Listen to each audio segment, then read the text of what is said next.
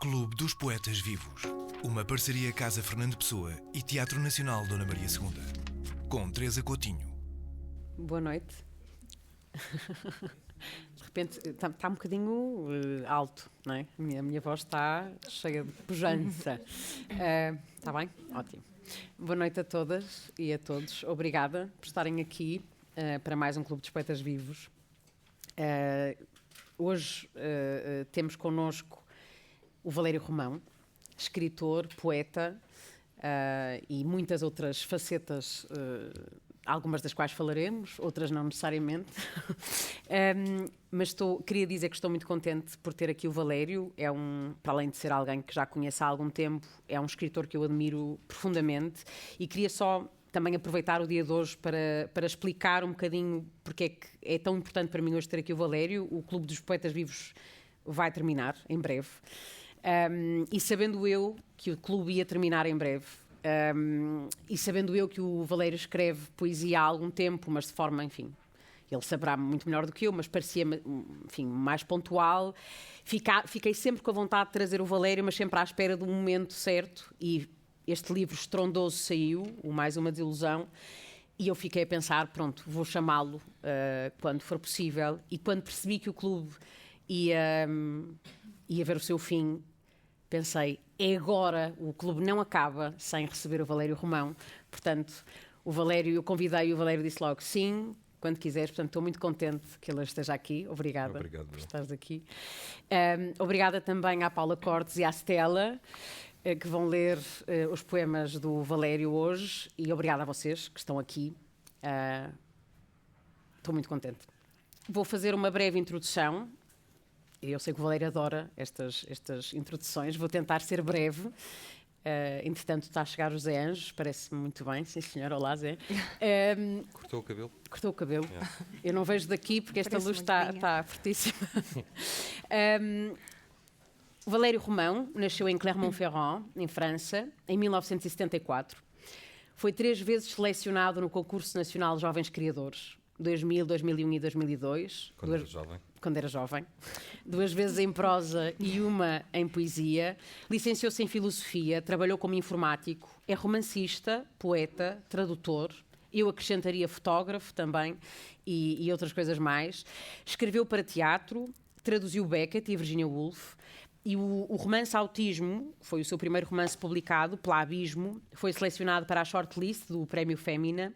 Integra o projeto de Spoken Word Mau Mau, tira maravilhosas fotografias.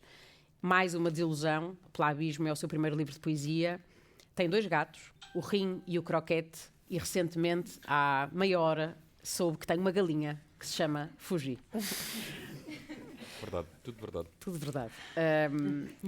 Antes de começarmos a nossa conversa, eu partilho convosco um bocadinho deste livro, do Mais Uma Desilusão, que é um poema em contínuo, é um poema longo de 60 páginas e aqui vai um excertozinho. Zão.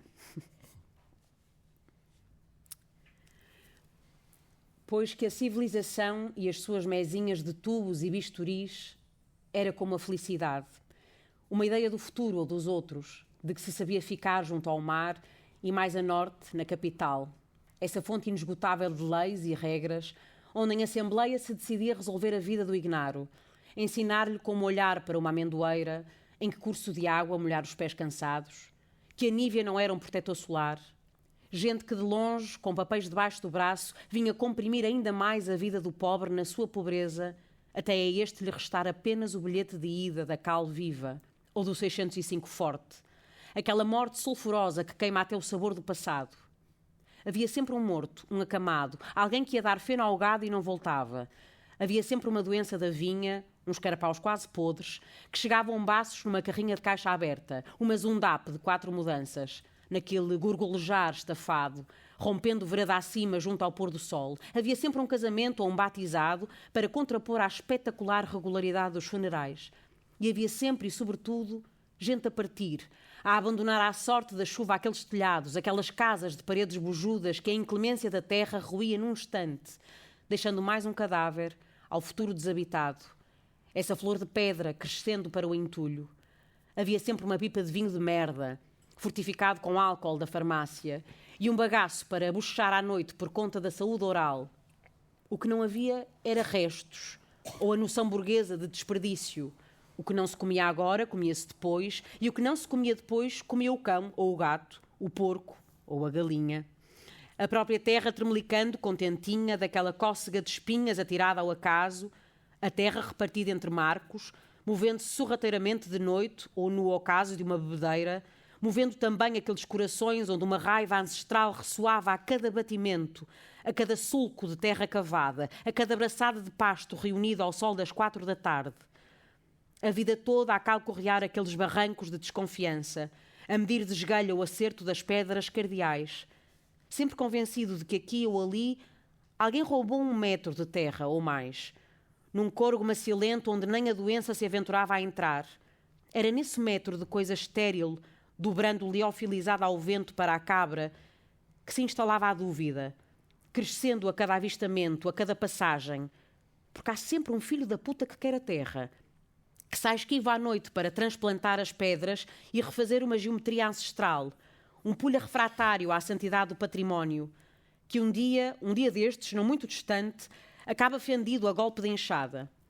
Eu que de bom grado deixava ali tudo, a vinha, as árvores, aquele desconforto a que chamavam casas, pois do campo eu trazia apenas umas febres medonhas que me atiravam para a cama e para o delírio dias a fio, suando o ranço daquelas estevas, e os dentes podres dos meus primos, vergando a abóboda das costas para a convulsão, esse microcosmos por onde transitam os demónios num cio elétrico, para a contemplação de olhos fechados da poesia portuguesa do bairro. A vida era um reboco sobre os ossos, uma coisa escamando ao sol e à tristeza, saco carregado de 3 vezes nada. Ainda não havia a cama limpa do hospital, ou a viúva matriculada nas belas artes. Os monitores eram adolescentes de calções, enguiçados pela matemática, e não havia autistas, apenas pessoas que sabiam os horários dos comboios todos. A punheta era um desporto federado, com classificações, mapas e campeonatos, e o berbigão era um petisco muito antes de ser uma entrada. A privacidade era num anúncio de jornal, ou num rótulo de shampoo à sanita. Lavava-se os pés num alguidar ao som da Gypsy Kings, e o distúrbio bipolar era somewhat kinky. Mudavam-se as lâmpadas na primavera antes das andorinhas desenharem nos céus o nome da próxima Miss Portugal. As receitas eram um segredo de vizinhas, murmurado nas escadas, e herdavam-se manuscritas, em pequenos papéis quadriculados.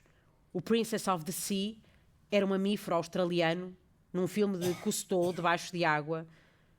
E não se sabia que o conceito de identidade digital ia um dia ser as mamas da tua ex num fórum de rebarbados. Ainda se comia a fruta sem lavar e os pesticidas só faziam mal aos suicidas. O futuro era uma ferrugem transacionável, uma borboleta de asas tristes, usada, invisível à lapela. E democracia queria dizer: não escondas o chupão na sala de aula. Mensurável era do olho e amigável da pista de dança. Sabia-se o nome das pessoas pela cor da roupa, as cores dos olhos pela trovoada.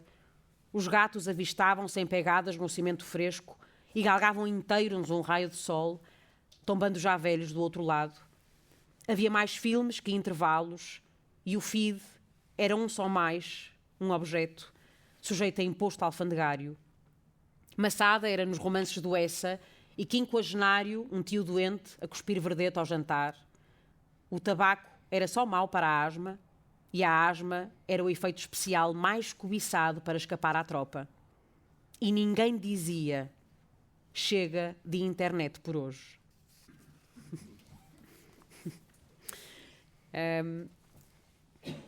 Olá, caro amigo. Começava, depois deste poema maravilhoso, de parte deste poema maravilhoso, se calhar andávamos um bocadinho para trás, e começava por te perguntar um bocadinho sobre pronto, a tua infância foi passada em França, não é? E vieste para Portugal aos 10 anos. E gostava assim de perceber um bocadinho como é que esse período, eu sei que foi um período porque, enfim, também já te conheço um bocadinho e boa noite. Como é que o período da infância, esse período vivido em França, a vinda para Portugal, como é que de alguma forma isso também moldou um certo imaginário? Eu acho que há qualquer coisa na tua escrita que diz muito, para mim, há muito um espírito adolescente que ainda se irrita, ou se calhar que já não se irrita, já aceitou, mas com uma vida adulta um bocadinho diferente daquilo que se imagina, não é? E eu gostava só que voltássemos um bocadinho atrás e que me falasses um bocado desse período, como é que foi essa passagem de França para Portugal, como é que aparece a leitura nessa altura? Bom, para já boa noite, obrigado por estarem aqui. Obrigado a ti pelo convite, à Paula por vir ler e à Stella também. Portanto, França para mim foi, em primeiro lugar, a gente não escolhe onde nasce, não é? Ou os pais. E eu calhei a nascer de pais portugueses emigrados em França. E para a minha infelicidade, naquela altura, era bom aluno. E o meu pai teve a ideia de me pôr num colégio de freiras, porque achava que o ensino público não era grande coisa. Mas como era bom aluno e português, a coisa era uma combinação para a qual os miúdos franceses e os adultos franceses não estavam preparados. Portanto, isso valeu-me uma certa ostracização durante a infância, a qual felizmente posso agradecer, porque graças a isso e à porcaria da televisão na altura, eu refugiei-me na leitura. Portanto, e de facto, qualquer escritor, por muito modesto que seja e por poucas pretensões que tenha, começa sempre por ser um leitor, melhor ou pior, mas tem que ler. Claro que a infelicidade também é um ingrediente bastante comum na história de vida dos escritores, e tudo misturado chega-se a um certo ponto, talvez na adolescência, voltando ou fazendo a ponto com a adolescência, em que uma pessoa percebe que não tem grandes atributos físicos ou técnicos para jogar a bola, se calhar o caminho para conseguir a atenção feminina é escrever uns versos. Falávamos há bocado, todas as cartas de amor são ridículas. Sim. E, portanto... E quando se dispõe de poucas cartas para jogar o jogo da adolescência, que é de facto muito pouco justo e muito violento, a gente aproveita o que pode, não é? E se o que pode é escrever uns versinhos que depois, passados 20 anos, uma pessoa olha com algum pesar e desgosto, naquela altura cumpre o seu propósito. Portanto, mais ou menos, não devo ter respondido a nada. Respondeste tudo. Mas, e tu recebes estes prémios, eu sei que, enfim, não é qualquer coisa que tu valorizes especialmente, provavelmente estes sim, não é? Os prémios Jovens Criadores, porque também tiveram, tu dizias em algum sítio, que foi, de certa forma, uma validação dos pares, não é? E foi quando tu percebeste que talvez até escrevesses bem. Como é que isso acontece? Tu recebeste o prémio porque mandaste os poemas para algum lado? Como é que se deu? Aquilo era o concurso, eu julgo que ainda continua a existir, mas obviamente eu já não tenho idade para participar. Eram os clássicos. Continuarias a receber todos os anos. Jovens Criadores, por onde passaram muitos escritores da nossa praça, como se costuma dizer, e a certa altura eu pensei, eu não sou pior do que estes gajos, bora lá mandar um texto. O primeiro texto que eu mandei, aparentemente as pessoas não gostaram, portanto não me disseram nada, mas a teimosia fez-me insistir no ano seguinte. E no primeiro ano tinha mandado uma espécie de poesia em prosa, e depois, olhando retrospectivamente, o júri teve razão em não selecioná-lo. No segundo ano mandei um conto bastante mais conseguido, na minha opinião, e então fui selecionado nesse ano e mandaram-me como prémio para a Bósnia, que era o certame ou a mostra de jovens escritores europeus da Europa e do Mediterrâneo naquele ano. E a Bósnia na altura era um país basicamente a recuperar de uma guerra tremenda, Sarajevo especialmente, tudo escavacado, havia blocos de apartamentos onde não havia 1 ou 3 dos apartamentos, escavados de um lado ao outro, porque uma bomba tinha lá o Parlamento, que era uma coisa, que era o único edifício, ou que era o maior edifício de Sarajevo, de ferro e vidro, não se deu bem com as bombas e com os morteiros que lá caíram. E depois continuei a concorrer pensando, se me mandaram para a Bósnia, pode ser que me mandem para um país mais simpático da próxima vez. Embora eu tenha gostado da Bósnia, mas, quer dizer, é um turismo um bocado complicado, até porque não se podia sair de Sarajevo, porque aquilo tudo à volta estava minado. Tinhas que idade quando foste para a Bósnia? Talvez 21, 21. Era jovem. Depois continuei a concorrer, fui selecionado mais 2 vezes e depois, da terceira vez que fui selecionado, disseram-me: pá, a gente não te pode mandar porque já foste para a Bósnia. Esta viagem que tens direito. Esta viagem que tens direito e pá, não concorres mais, porque a gente não te vai selecionar mais. Sim. E eu, pronto, aí percebi. No fundo, tu já estavas a concorrer a ver se chovia mais uma viagenzinha, claro. Isto transformar a escrita em qualquer coisa palpável a nível de recompensa é sempre muito difícil, não é? A gente já nem pede dinheiro, mas pelo menos uma viagem. mas é verdade, ou seja, naquela altura a escrita era uma ocupação na qual tu punhas assim, enfim, o teu tempo, ocupava-te realmente, ou ainda tinhas muitas dúvidas acerca de poder ser uma parte da tua vida importante? Não, eu sabia que aquilo ia ser importante porque era bem ou mal, não é? Ilusoriamente ou não, achava que era a única coisa que eu fazia bem. Portanto, a ilusão aqui pode corresponder a, mas fazias mesmo bem? Mas naquela altura eu achava que sim. Portanto, sabia que eu estava a tirar filosofia na altura e sabia que não ia ser filósofo, não é? Não abrem grandes fábricas de filosofia nas cidades para empregar filósofos. No máximo, professor secundário. Não, no máximo, e até essa possibilidade aliciou-me durante algum tempo, professor universitário, mas era muitos cães ao osso, um osso muito magrinho e muito espetado. Pai, professor na secundária nem preferia passar fome, nem pensar. Portanto, escrever era de facto, olha, se algum dia consegues deixar uma marca nesta existência que não seja apenas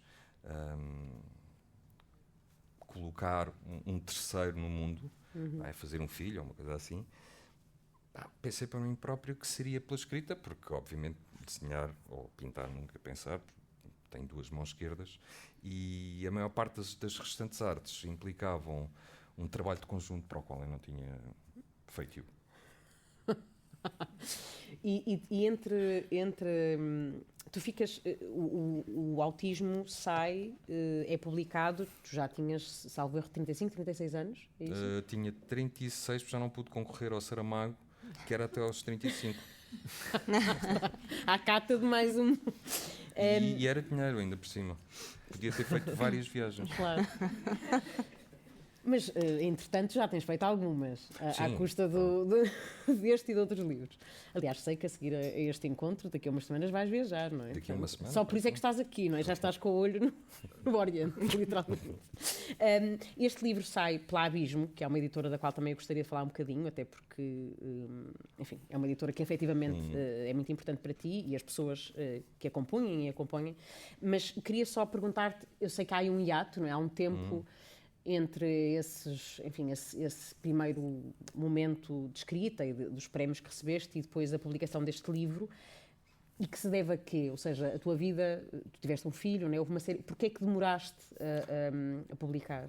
Porque a vida tem tu tens os teus planos e a vida tem os dela, e depois às vezes a coisa não corre bem e a realidade é bastante inflexível quando se apresenta perante ti. Não dá grandes hipóteses se não quiser dá-las.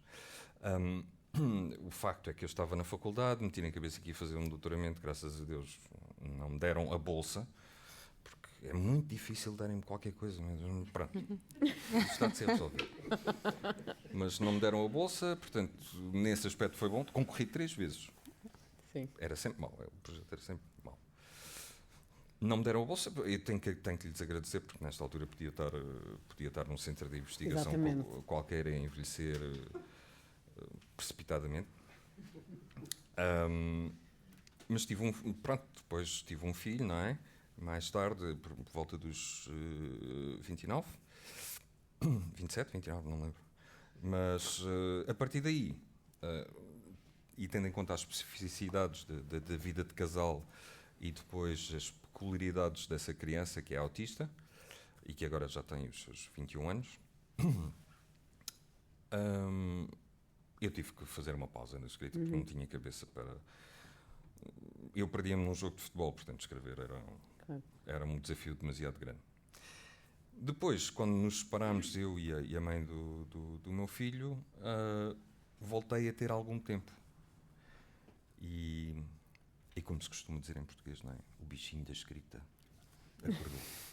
Há o bichinho do teatro, há o bichinho da escrita. Bichinho. E pergunto isto porque eu realmente não sei, acho que nunca conversámos sobre isso. Este livro, o Cotrim, de que forma é que o Cotrim aparece aqui? Ou seja, como é que tu decides editar pela Abismo? Como é que isso acontece? Foi uma coincidência. Eu acabo este livro e envio ao António Cabrita, escritor e amigo, que me fez o favor de não só de lê-lo, mas de corrigir o terceiro, aconselhar-me um terceiro capítulo diferente e um último capítulo diferente. Fez toda a diferença depois no livro, para a economia da narrativa. E o Cabrita disse-me, tenho um amigo, João Paulo, da BTTEC e tal, agora está a fundar uma editora, não queres mandar isso para o gajo? Que eu já lhe disse que tu... Eu, sim. E eles ainda não tinham publicado nenhum romance. O João Paulo gostou muito do livro. Claro, entre mandar e esperar a resposta, tu ficas a pensar, ele vai testar isto, para que é que eu fui fazer isto? Não dá para fazer ando no e-mail. Pronto. Depois ele gostou bastante do livro e a ligação a partir daí solidificou-se. Foi um momento fundacional, não é? A partir daí continuamos a trabalhar juntos até, infelizmente, ele morrer. Há coisa de 4 anos, talvez 3, 4 anos. Eu estava assim, enfim, a querer fazer um bocadinho este desenho do que é este começar a publicar, para no fundo depois chegar, se calhar, uma análise que também é difícil de fazer, e nem sei se interessa aprofundar imenso, mas acho que há lendo o Mais Uma Desilusão, e para quem conhece a escrita do Valério, quem conhece os romances, eu tenho que dizer que o Autismo é talvez um dos livros, estávamos hoje a falar sobre o livro, não sei se alguma vez te disse isto, mas digo aqui, fica gravado. E quando cheguei ao final do livro, não consegui, o meu corpo não saiu daquele estar e fiquei assim meio petrificada na minha sala, já vivia noutra casa, porque acho que é dos finais mais memoráveis, se não leram, leiam. Este livro é extraordinário e é dos finais mais memoráveis assim, de um livro que me lembro, muito duro e muito, vamos dizer, comovente, enfim, é um livro extraordinário. E ao lê-lo e lendo Mais Uma Desilusão, lendo o da Joana, a sensação que eu tenho são duas, não é? Eu gostava que falasses um bocadinho sobre isto, no que te apetecer revelar, obviamente, que é, por um lado, há uma espécie de jorro, parece-me a mim, tu tens uma escrita, isso é uma coisa que me agrada muito, até porque me identifico um bocadinho, há qualquer coisa que é um jorro, que é um fluxo, que parece que, mesmo para quem lê, te mantém em cima de umas rodas que não param, não é? E eu acho que a distinção entre a tua prosa e a poesia não é assim tão grande, e isso também é... E gostava de perceber um bocadinho como é que a escrita te acontece, sem entrar tanto nas coisas de escrevo de manhã ou à tarde, mas tu editas-te, há efetivamente qualquer coisa que me parece a mim muito física, eu às vezes estou a ler e parece que estou a imaginar quase numa espécie de desporto, digamos assim. Há momentos muito, muito diferentes em cada um dos livros e até dentro há momentos diferentes para cada um dos livros e em cada um dos livros. Por exemplo, da Joana, que tem pouquíssimos pontos finais, talvez uns 10, que é pontuado por vírgulas. Embora pareça uma cadência interminável, uma espécie de stream of consciousness, a verdade é que aquilo não saiu exatamente, ou seja, não foi escrito de uma só vez. Há colagens, há costuras, há cortes, há recortes, há montagem. O mesmo caso do Mais Uma Desilusão. Já no caso do Autismo, como são capítulos relativamente curtos, às vezes os capítulos escreviam-se basicamente sozinhos, depois era uma questão de revê-los. Mas quando o livro é maior ou quando tem uma extensão, não é apenas não são 20 ou 30 capítulos dispersos, mas é uma coisa mais distendida em termos narrativos. Por exemplo, Mais Uma Desilusão, houve muitas coisas que não estavam naquela posição, que depois passaram para outra zona, que foram costuradas, que houve zonas que tive que construir como ponte. A ideia, sim, é proporcionar uma experiência, por exemplo, neste caso em concreto, de um jorro. Mas não é assim que é construído. O que também não me interessa. Não interessa nada. Desde que a coisa funcione. Claro, sim. tu podes remendar tudo até parecer que foi escrito num dia. Exatamente. Porque é mesmo, aliás, a sensação que há, e isso, bom, enfim, como leitora, para mim é super prazeroso imaginar isso, né? Que é, eu às vezes penso, este gajo não se censura, ou seja, a sensação que dá é que o que te atravessa o pensamento está lá, e há algumas coisas que são de um humor extraordinário, que eu reconheço como sendo o teu humor na sua, enfim, maior maravilha, mas a sensação que dá é que de facto há muito pouca censura, não é? Que há muito pouca... É muito difícil para mim essa ideia da censura ou do autoespartilho para conter determinados pensamentos que possam ser mal aceitos pelo público ou pelos meus pares. Basicamente, exatamente, que são coisas diferentes, não é? Uma coisa é tu editares depois mas na escrita isso é uma coisa que absolutamente não te preocupa, a questão de... Zero. Cancelem-me quando quiserem. Tenho mais coisas para fazer, não estou nada preocupado. Sim.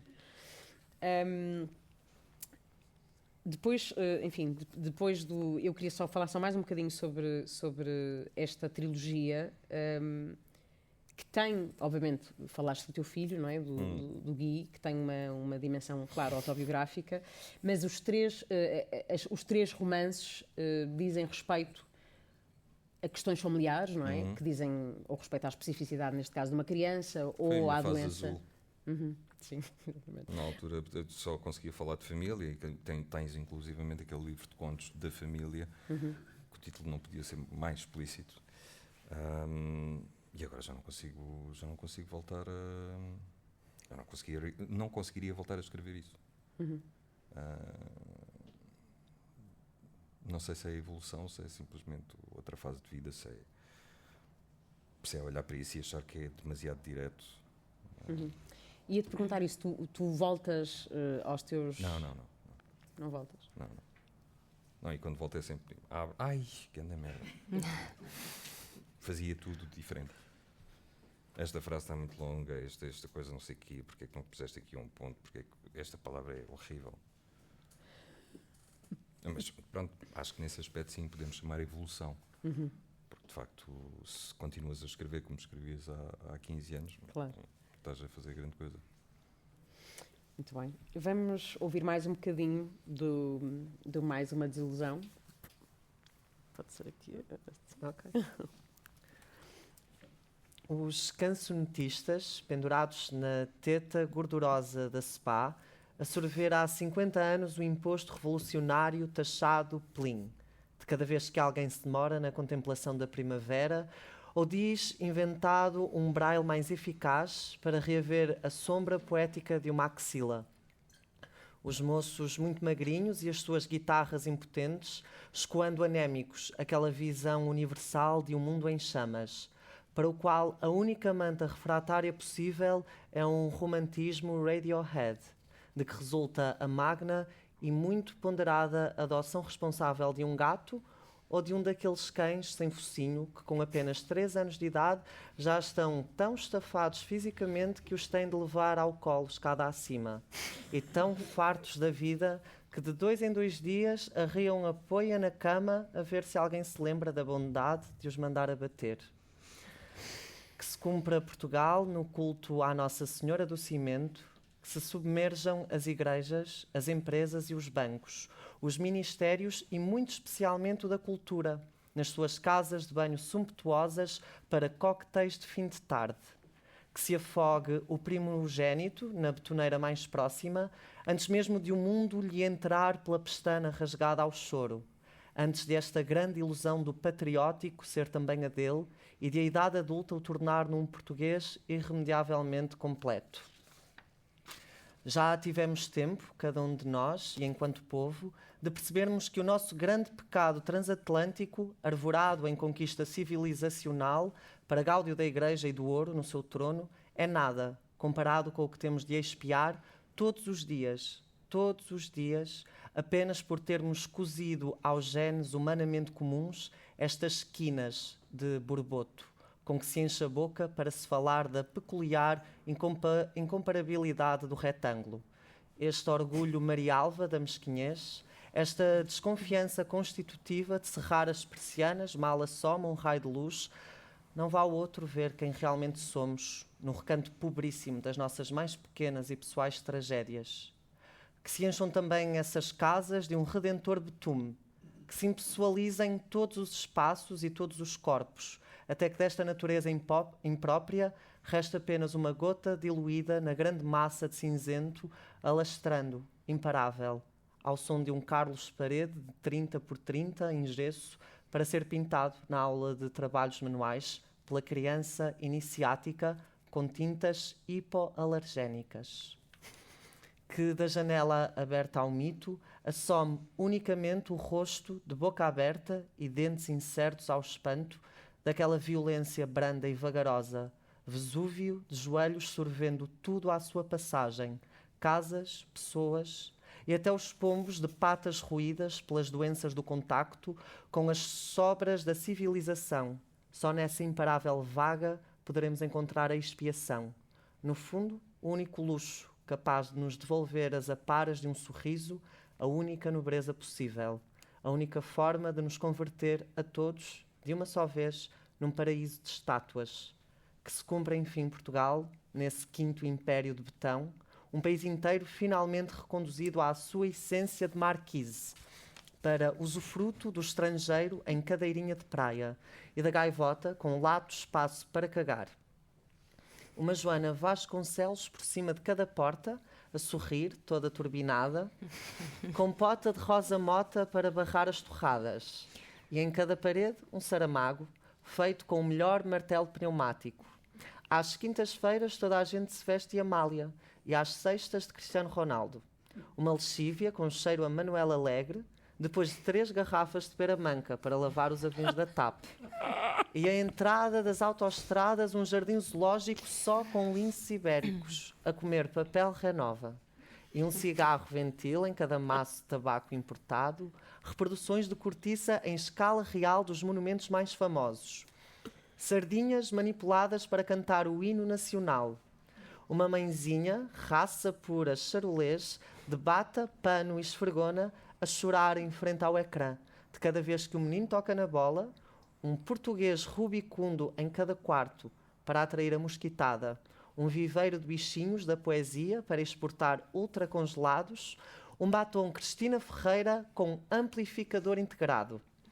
Bimbis que só fazem a sorda, a substituição de toda a relva por coentros, um carro movido a bagaço para passear bacalhaus pela baixa, dentição completa obrigatória se quiser sair de casa, e a pega de cernelha ensinada logo na primária. Uma revisitação do estado a que chegamos, que passou do disponível para o ocupado. A construção do maior centro interpretativo do bigode português, para consagração em desporto olímpico já nos próximos Jogos. Uma equipa de hackers para reclamar Olivença no Google Maps. Azeite em vez de água em cada pia batismal. Dezenas de aviões a traçar tangentes à Portela, deixando cair o estrangeiro dentro de um pitoresco alguidar.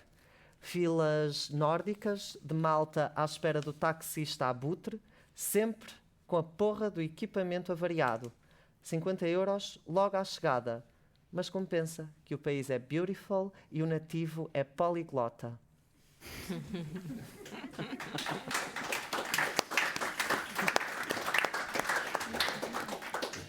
Obrigada, Stella. Foi maravilhoso.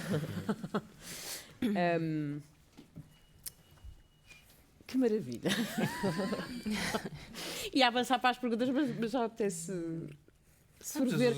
usufruir mais um bocadinho. Vamos usufruir. Pegando agora aqui no mais uma desilusão, e estavas a falar, enfim, da questão da montagem e de haver aqui partes que não são necessariamente um fluxo, mas uma coisa que é comum a tudo o que aqui está é efetivamente uma sensação de desilusão.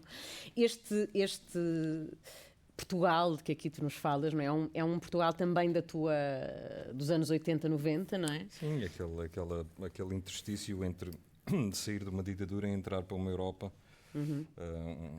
um pé em cada lado, não se sabendo exatamente o que esperar do futuro e como interpretar o passado. E eu acho que oscila, não é? Entre, obviamente, um tom que é depreciativo e com muito humor, e também há qualquer coisa ao ler isto, até para mim, de alguma nostalgia, não é? Porque mesmo neste cenário que não deixa de ser completamente absurdo e que nós reconhecemos como muito real, apesar de tudo, há qualquer coisa que já nos faz falta. Eu gostava que falasse um bocadinho sobre isso, enfim, sem grandes... Mas primeiro, porquê este período, não é? Porquê é que te apeteceu escrever sobre isto? Bom, acho que, em primeiro lugar, é um período da história que, em termos de poesia, não tinha sido tratado desta forma. E a poesia, além da sua função estética, se é que tem uma função, antigamente também tinha uma função de histórica, ou pelo menos de fixar uma memória, uma experiência, um tempo. E eu apeteceu fixar este tempo porque dei por mim, já nesta perfecta idade, a lembrar-me das idas à discoteca aos 16 anos e de como a vida parecia, acho eu, como sempre, mais descomplicada quando se é novo, porque, enfim, casas, impostos, contas e o futuro a afunilar-se cada vez mais tornam a coisa mais ansiogénica. Mas pensei, porque não? E depois, porque, de certa forma, aquilo foi-me saindo, não é? Porque é um registro entre o autobiográfico e o irónico, o político. Foi sendo compondo desta forma. E, claro, com a ideia central de haver aqui uma desilusão, não é? O título não era esse, na verdade, no princípio do livro, porque eu sempre achei que ia escrever um livro de poesia e até tinha acordado o título com um amigo meu, o Gouveia Monteiro, sobre qual o título ia ser. Tínhamos combinado que se eu escrevesse um livro de poesia ia se chamar X. Entretanto, houve um escritor da nossa praça que lançou um livro Com esse título. muito parecido, que já não dava para origami. O meu ia se chamar Origami para Caroços. Mas, tendo em conta que havia já o origami, que tinha saído há um mês, eu achei que origami para caroços era capaz de se perder um bocado e parecer até um decalque. Pelo que lembrei-me da minha mãe e de como ela encarava sempre as minhas conquistas, que era basicamente dizendo mais uma desilusão. Que é verdade. E achei que a melhor forma de... Porque era isto, ou seja, o título estava lá, só que eu ainda não tinha agarrado. O livro é dedicado também à Paula, mas à tua mãe, acima de tudo. Porque, de facto, a Paula é a parte não desiludido.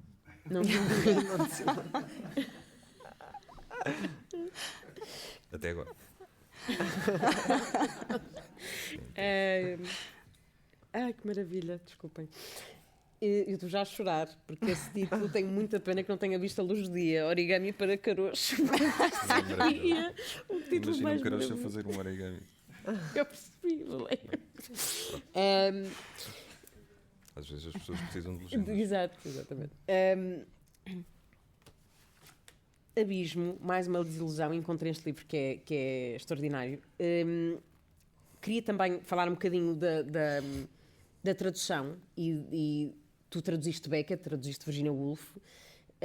Como é que para ti, ou seja, eu gostava de que falasse um bocadinho qual é para ti a diferença ou como é que as coisas, de algum modo, sempre que alguém se senta aqui que também traduz e escreve, eu acho que é super interessante perceber de que modo é que a criatividade se mantém minimamente presente quando tu estás a traduzir, ou se é que se mantém, não é? Porque também há quem veja a coisa de uma forma muito...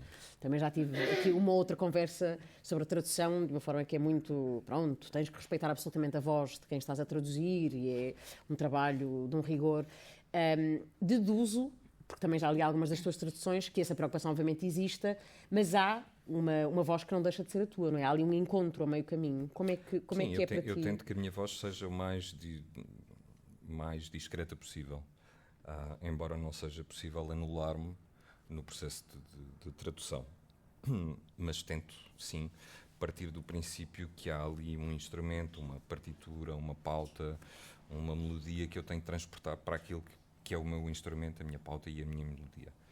respeitando no sentido de uma espécie de transposição, não é? Ela compôs aquilo para piano e eu vou ter que adaptar isto para Greta de Foles. Mas esse respeito existe, só que obviamente há uma cota parte criativa, até porque se pedires a 10 tradutores para fazerem uma tradução da mesma coisa, vais ter 10 traduções sim. radicalmente diferentes, ou a maior parte delas bastante diferentes. Pronto, vai ser um daqueles empregos que vai deixar de existir daqui a 5, 10 anos, como talvez 60% ou 70% ou 80% dos empregos. Mas entretanto ainda me pagam para o fazer. Portanto. Traduzes autores de quem gostas, necessariamente? E outros Claro. que não gosto nada. É? Até preferi traduzir os que não gosto. Porquê? Porque ganho mesmo e não respeito tanto, não perco tanto tempo a pensar naquele adjetivo, acordo à meia da noite. Ia bem. Não. O ideal seria, para mim, traduzir livros de culinária, manuais de autoajuda, coisas de PNL. Porque uma pessoa não respeita, faz muito mais depressa, não respeita também os leitores daquilo e pagam, tá bom. Tu tens esse humor e esse modo de ver. Mas estou a falar a verdade. Eu sei que estás, exatamente. E esse modo de ver as coisas muito pragmático, mas a verdade é que tu fazes muitas coisas, pelo menos acho que na opinião de muita gente, muito bem, não é? E se calhar é uma pergunta um bocadinho mais, assim, mais até, enfim, em relação à forma como tu vês a necessidade de estares em diferentes, de tocares diferentes instrumentos. Tu tiras fotografias, aliás, eu já fiz espetáculos que tu fotografaste e foi sempre super, foi sempre muito forte depois ver as fotografias do Valério, porque realmente é um olhar muito especial. Tu também tens um projeto de spoken word, a música também é muito importante na tua vida. Embora não consiga tocar um instrumento. Mas... Sim, mas estás rodeado de quem toca, sim, não é? E faço um belo karaoke. Exatamente. Tudo isto é uma forma, até pelo cariz autobiográfico, não só da poesia, mas também dos teus romances, é uma forma também de ires fazendo face, de fazeres face à dureza da vida, essa relação, aquilo que se diz, não é? A infelicidade, realmente, como tu dizes há bocado, é o grande mote, é o grande motor, acontece É contigo. mais um ato de cobardia, sabes? Ou seja, quando tu apostas as fichas todas na criação, não é? E decides, vou ser um criador, um artista, seja lá o que isso for. Tu começas a dividir os ovos em vários cestinhos, porque se alguma coisa falhar, tipo a vocação principal, sempre podes refugiar ali ou ali e disfarçar e dizer, não, também não era bem isto que eu queria. Continuas na criação, mas na fotografia, ou continuas na criação, mas na música, ou continuas na criação, mas na poesia, e sais dali relativamente incólume. Se apostar tudo, quando tens a coragem de apostar tudo na mesma coisa, quando corre bem já não tens safa. Quando corre mal, aliás, já não tens como te safar. Eu acho que ainda vamos conseguir hoje elogiar o Valério sem ele conseguir fugir a um elogio, mas ainda temos um bocadinho. Eu desafio-vos também, quando eu abrir a conversa ao público, tentar elogiar. Queria falar só um bocadinho mais também desta questão no Mais de uma Desilusão e também nos teus outros livros, esta sensação, eu acho que de uma espécie assim, de desilusão, efetivamente, ou de desapontamento,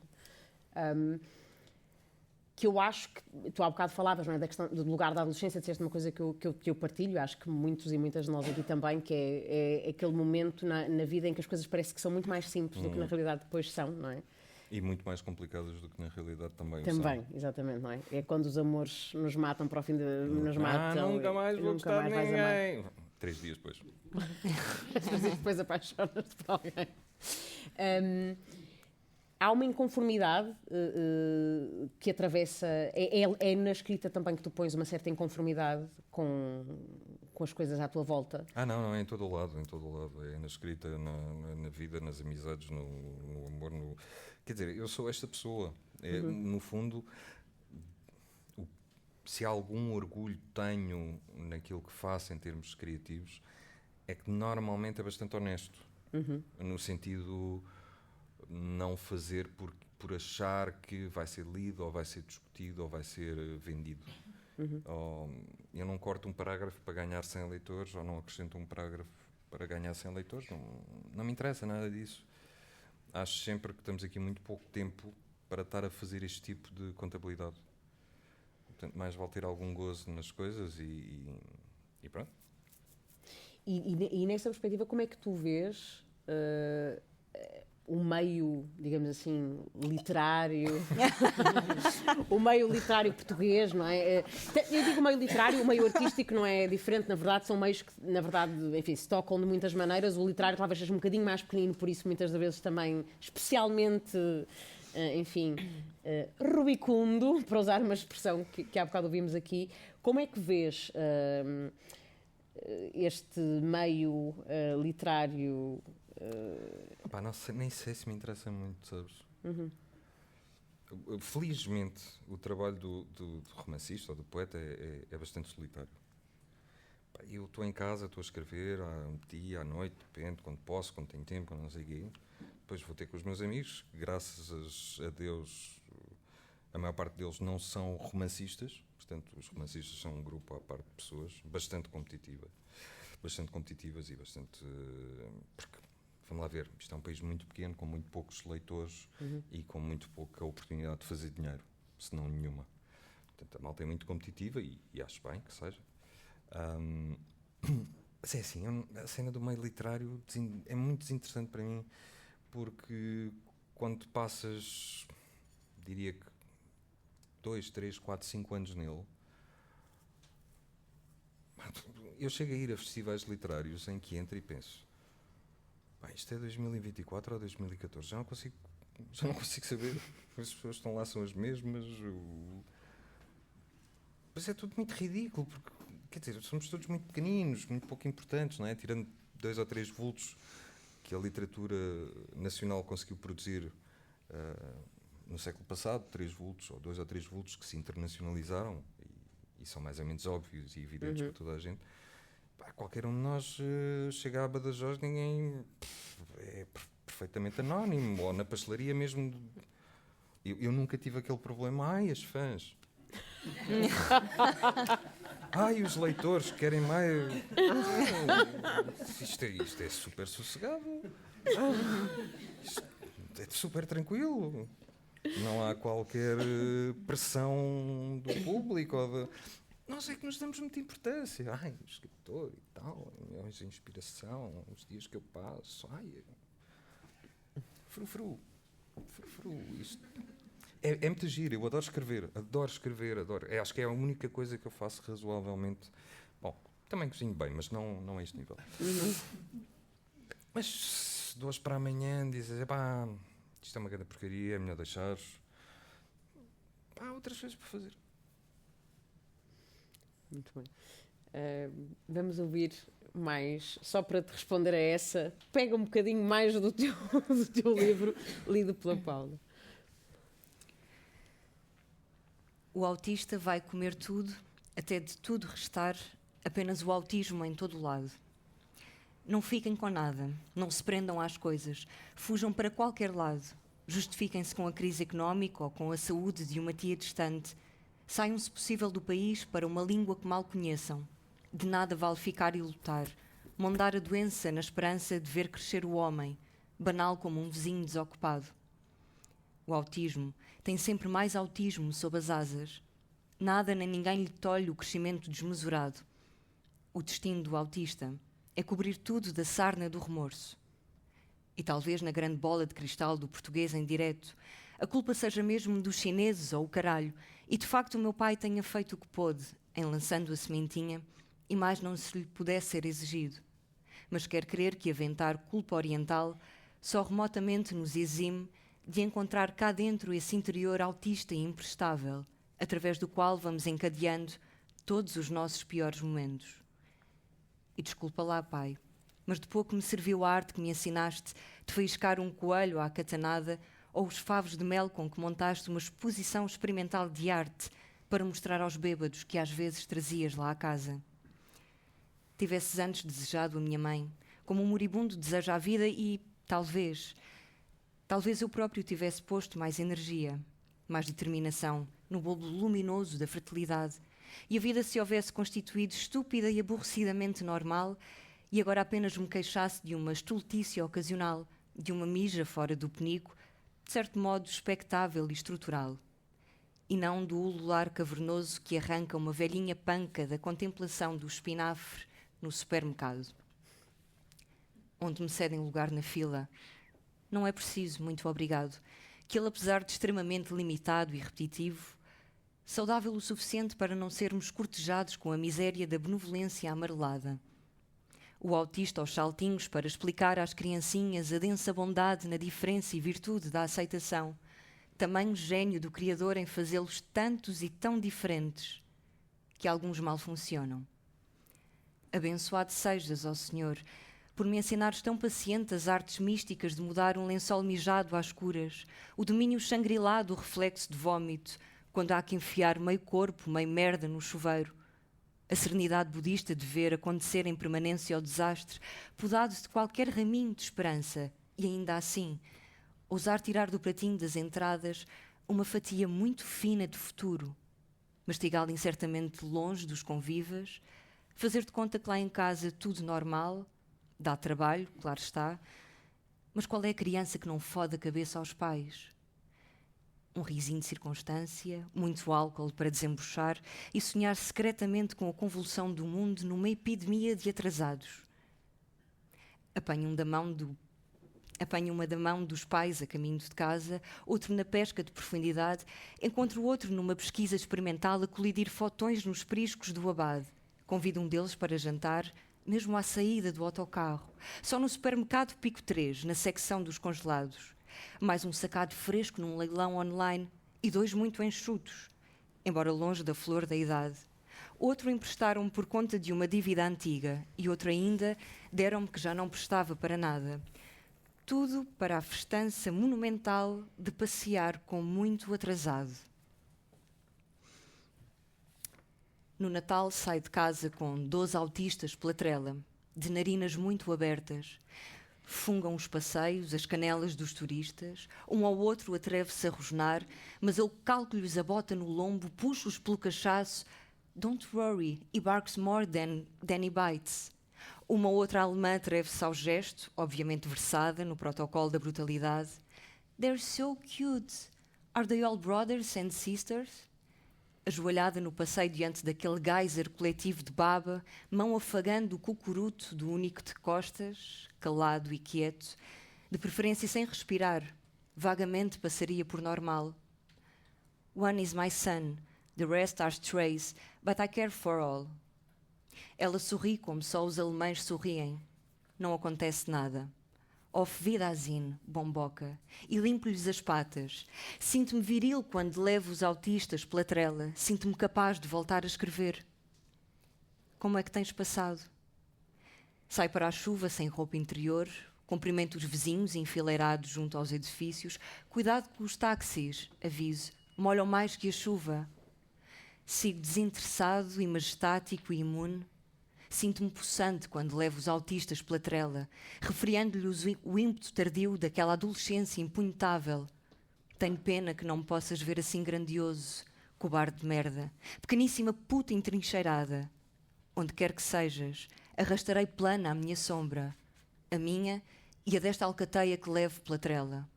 Polvo os baços interpondo-se entre ti e o sol, até que do calor tenhas apenas uma vaga memória. E aí sim, desinteressado e majestático e grandioso, perguntar-te-ei como tens passado. Eu, se queres saber, bêbado de sofá em vai-vem de pornografia vintage, assim tenho varado as noites desde que saíste de casa, sozinho e nu, e de nabo na mão, até romper a madrugada. Subo com ele escombro acima até ao Camões, colho pelo caminho fígados bons e zagaratas. Sinto-me bem quando os levo pela trela, protegido. Um autêntico Chuck Norris, abalançando, forte como as feras.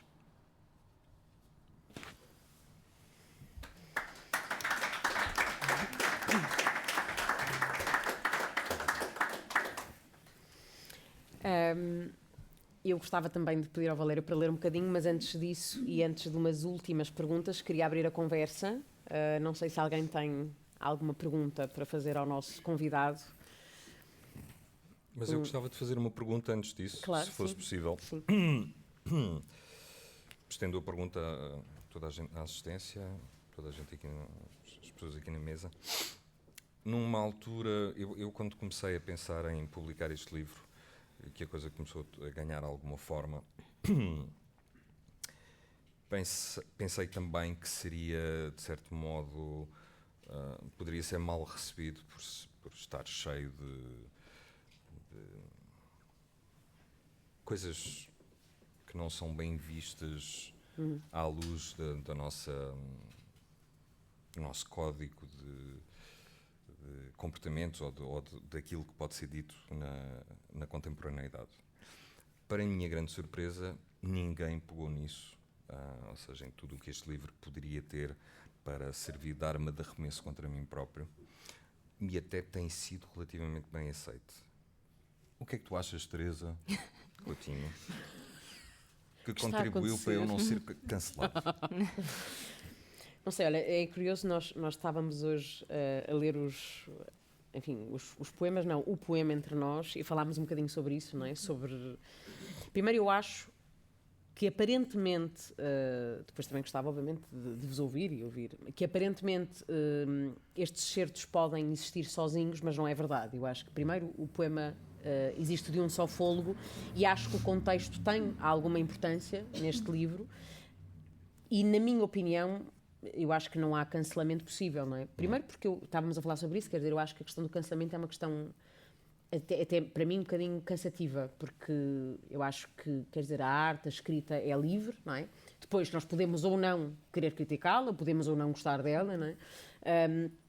E depois acho que há aqui uma dimensão que é e para mim até honestamente é refrescante e é importante estarmos a falar sobre este livro aqui no Clube dos Poetas Vivos, que é, eu acho que a poesia, a arte, é sempre o reflexo daquilo que tu disseste de uma subjetividade, não é? Portanto, tu disseste, eu sou esta pessoa, não é? E estás a escrever sobre, neste caso, aliás, do texto que acabámos de ouvir, não sei se alguém que eu conheça poderia escrever sobre isto, não é? Como tu escreves. E provavelmente isso tem uma razão de ser, não é? Não precisamos de escalpelizar muito. Foi aqui falada, não é? Falaste do teu filho, falaste da tua experiência enquanto pai. E eu acho que isso é também o que nos aproxima da obra de arte, ou do texto, é a possibilidade desse encontro, de nós vislumbrarmos uma realidade que pode estar muito mais próxima da nossa do que imaginaríamos, ou não, não é? Mas eu acho que quanto mais pessoal, mais universal, acredito nisso, no teatro, na escrita, e portanto acho que, agora estou a responder de forma muito séria, não estou a fazer piadas, porque acho mesmo que é importante falarmos sobre isto, acho que não há muito por onde... tu imaginarias o quê? Por exemplo, que uma parte do texto como esta poderia ser alvo de escrutínio e de... Sim, eu fiquei um bocado desiludido, mas estou a planear coisas mais bombásticas. Eu hei de conseguir. Sim. Não sei se querem dizer alguma coisa sobre... Podemos abrir a conversa a toda a gente. Acho que é interessante pensar e falar sobre isso, não é? Eu acho que aquilo que estavas a dizer do Valério ser isto, acho que automaticamente nos faz ligar ao texto e parece que não pomos em questão e não sei, é como se fôssemos confiando e mergulhando na leitura e de alguma forma é como se conseguisses atravessar aqui esta época imune, acho que também por este lado do humor que tens. Ainda hoje na conversa disseste imensa coisa que se fosse dita noutro tom se calhar também poderia ser de alguma forma cancelada ou questionada, mas que não é, acho que também por esse tom que tu trazes. Ainda temos um bocadinho de Clube dos Poetas, podemos tentar ainda cancelar-te. Espera aí, deixa mas ver. eu acho que ganhaste um estatuto que associado a essa honestidade e verdade. Está reservado aos malucos. Podemos também falar sobre isso. Posso falar em para mim, estou em casa. Não, mas eu acho que é muito... Agora devolvo-te a pergunta, não é? Não sei, quando tu lês, a mim acontece, não é? Eu acho que há uma diferença entre, e falávamos até sobre isso, não é? Hoje à tarde, que é por exemplo, eu lembro de ter uma conversa assim muito acesa com uma grande amiga, que é uma académica, e que dizia, já, acho que era a propósito do Gené, isto do Gené tem que sair, não... E eu que gosto muito de Gené, reconhecendo em alguns textos do Gené, enfim, coisas que acho hoje em dia que, embatendo na minha circunstância, na minha subjetividade, enfim, não me ponho aos saltos de excitação, mas quer dizer, acho surreal pensar que vamos retirar ao Gené um milímetro, não é, do que é a sua obra, do que é, enfim, do que era a sua subjetividade, que também é isso que lhe dá a sua genialidade, na minha opinião, não é? É o facto de encontrarmos no Gené isso e o seu contrário. A maravilha, a podridão, a beleza, a sombra e tudo mais. E, portanto, eu acho que também o perigo, agora, do cancelamento, e gostava de te ouvir, não de todos os cancelamentos, porque depois eu acho que também há a diferença entre se querer, se quisermos tornar as instituições mais plurais ou que tenham essa responsabilidade, não é? São lugares de poder, de hierarquia. Acho que isso é uma coisa diferente. Ou de querer que as pessoas se respeitem mais umas às outras em sociedade. Acho que isso também me parece muito bem. Agora, eu acho que quando entra no domínio da arte, da escrita, acho que estamos em territórios diferentes. E acho que é nesse lugar que a complexidade se deseja o mais possível, não é? Porque a complexidade no sentido enfim, das coisas serem tridimensionais, não é? E não serem só... eu tive com um espetáculo em cena, isto agora não é o Clube da Teresa, mas eu tive com um espetáculo em cena e foi possível, num espetáculo que é assumidamente, enfim, sobre a caça às bruxas e uma série de outros assuntos, uma pessoa ir ver e dizer isto é quase fascista. Pensei, que maravilha! Alguém vem ver este espetáculo e pode achar que ele é quase fascista. É porque alguma coisa está bem. Também deve dizer isso de uma alface ou de uma parada de autocarro. Se calhar. Há pessoas que veem fascismo em todo o lado e comunismo em todo o lado. Há para tudo. Mas como é que tu vês essa... Estou muito desiludido, mas pronto, é só mais uma. Achavas que era uma pedrada no charco que ias ter... Achei que ia ser mais agredido e ser mais maltratado, mas pronto, não se consegue sempre. Não, fora de brincadeiras. Sim. Claro que sim, que há uma parte de alguma liberdade, como tu dizias há bocado. Eu não tenho por costume censurar-me, nem antes, nem durante, nem depois do ato criativo. Há uma certa liberdade em escrever isto e algum gozo em expô-lo desta forma também, tipo, in your face, quando o que eu acho que se faz, muita da criação que se faz atual, denota um espartilhamento que é visível para outro criador. Não vou tocar nisto e tal. Ou então é muito segura, ou então não... Isso parece-me tudo muito chato e muito pouco rentável a nível daquilo que podíamos estar a discutir sobre este livro ou aquele livro, ou aquela peça, ou aquela banda. As pessoas estão-se a esforçar muito para passar despercebidas, que é uma coisa que na arte não sei se faz muito sentido, não é?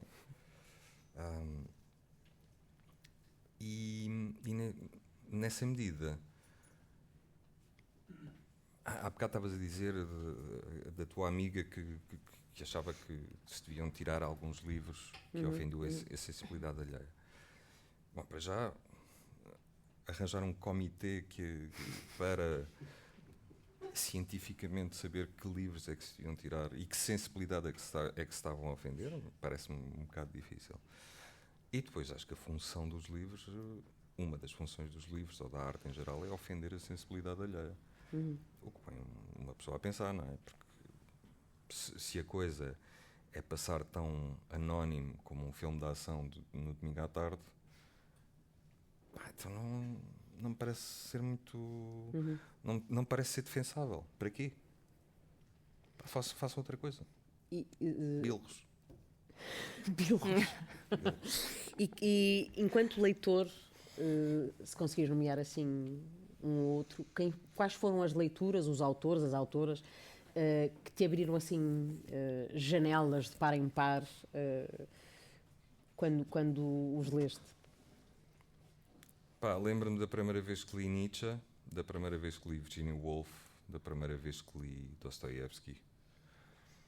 Depois são Tolstói, são tipos tipos e mulheres, pronto, tão geniais e tão... E depois, claro, cada pessoa tem os seus clássicos, não é? Aquela coisa do canon, há muita coisa no canon que eu abro e não tenho paciência para aquilo, porque não é a minha família, não é a minha linguagem, aquilo está reservado a outro tipo de leitores e de público.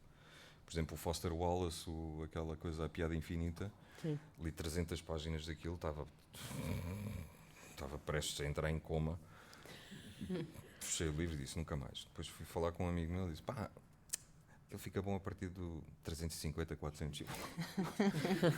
Foste para casa passar umas páginas à frente. Disse para mim, se tu não me consegues agarrar em 300 páginas, pá, não vou esperar mais 50, não lamento. E ficou lá, tenho que vender aquela porcaria, por acaso. Mas isto para dizer que sim, cada pessoa tem o seu património de clássicos e que no fundo são livros que quando saíram, muitos deles ou provocaram reações, não digo violentas, mas assertivas, ou foram banidos, ou foram muito mal falados, ou foram... E a história da arte é um bocado isso, não é? De escândalo em escândalo até a derrota final. Não sei se alguém quer pôr alguma pergunta. É agora ou nunca. Aproveitem. Não temos sorte. Queria-te perguntar se queres ler. Se achares que ainda dá tempo, claro que dá tempo. Leio um bocadinho para chatear as pessoas.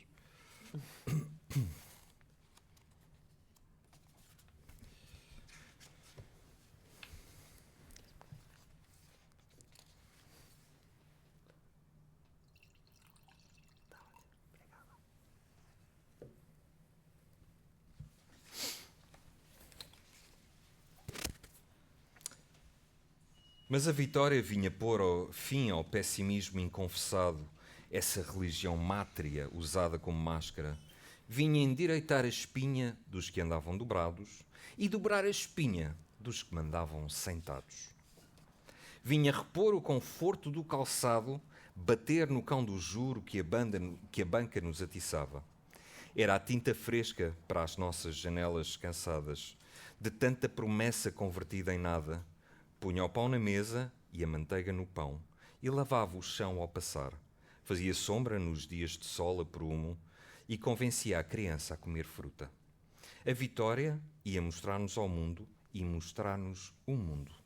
Esse palácio que a gente conhecia apenas dos diapositivos de férias dos outros e de que a rudimentar pobreza nos tinha tornado tão amnésicos.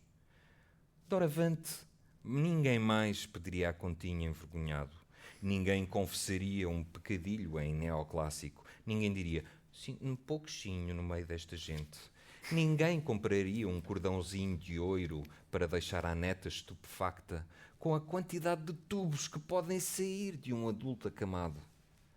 A Vitória ia mudar à noite os móveis da sala, na véspera da consoada, e retocar os retratos no cemitério, trocar uma bilha de gás a meio do banho, fazer a bainha ao Equador e encurtar a distância entre a malta. Promover a ligação à vida airada e comer piranha a fuligem no tubo de escape. A Vitória iria amplificar tudo. O som pífio da banda de garagem, a coleção do tio Patinhas, o teu zero em funil, que receberia glorioso um corredor e mais um quarto. Até o acidente na estrada, 12 carros enfaixados a caminho de um dia de praia. O português de 1,5 m, condenado à contemplação dos balcões pela parte de baixo. A tangerineira ia dar laranja. E a laranjeira, toranja. E a toranjeira, abóbora menina. E ninguém ia sentir falta da tangerina. Ia acabar com a estiva e os guindastes, pois que cada português ia conseguir transportar 10 vezes o seu peso em caixas. Mas quando a poeira assentou e a Vitória deixou de avisar, cuidado que tens os atacadores desapertados. O colesterol médio ainda batia nível chouriçal. Um passou bem, não deixava a mão mais lavada, e a acumulação visível era de vasilhame. Continuávamos a ser adolescentes, invulneráveis à recomendação paternal, fascinados com o interior misterioso dos sutiãs. E não se comia calipos, sobretudo de morango, só às escondidas. O prurido era antes, a vergonha depois e o presente, assintomático. Esperava-se de nós uma propensão para tascas e o conhecimento da fórmula resolvente. Pequenos paradoxos para mostrar à família que a esporra não tinha caído ao lado. E esse mistério diplomático de habitar dois países em guerra permanente. O passado dos nossos pais descalços e o futuro de litigar para a PT. Tínhamos de gostar do campo, mas viver na cidade. Respeitar os mais velhos, mas não como eles os respeitavam. Ter vontade própria e fazer o que nos mandavam. Estudar para entrar na universidade e suceder ao pai no mini-mercado. E como se não bastasse, tínhamos de ser, e por decreto, mais espertos e mais altos, falar francês, inglês e, como toda a gente, portunhol. Saber um canto dos Lusíadas e os versos mais simples da tabuada. Sermos os mais engraçados da turma, mesmo que não tivéssemos qualquer graça. Cantar sempre afinados uma ladainha de quarta classe e explicar-lhes os discos voadores, os homenzinhos verdes de olhos grandes e a sua obsessão pela América. A vantagem do VHS em relação ao Betamax. E o custo pornográfico de uma prancha de skate que era só, madeira pintada. Porquê é que não se podiam reutilizar os manuais escolares? O que nos fazia rir nos desenhos animados? E a fixação de pisar só no centro dos ladrilhos, no caminho para casa. O casaco de aviador e os homens de rabo de cavalo. Nunca na história do mundo se vira tanto paneleiro e tanto drogado.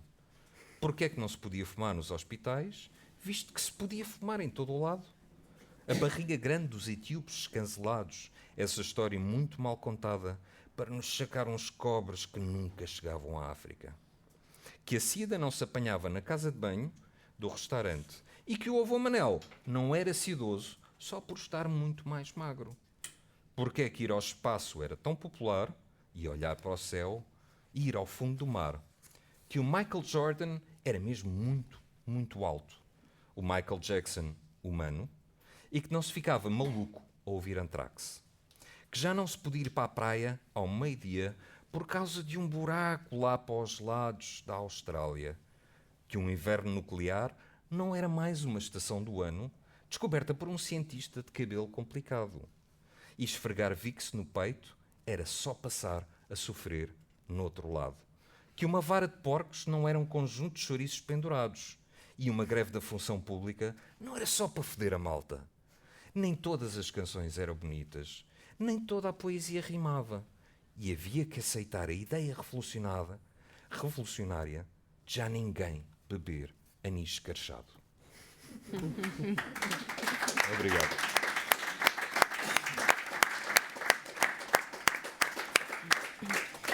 Estamos mesmo a terminar. Queria agradecer ao Valério e fazer-te uma pergunta assim só entre amigos. O que é que querias ser quando fosses grande? Astronauta.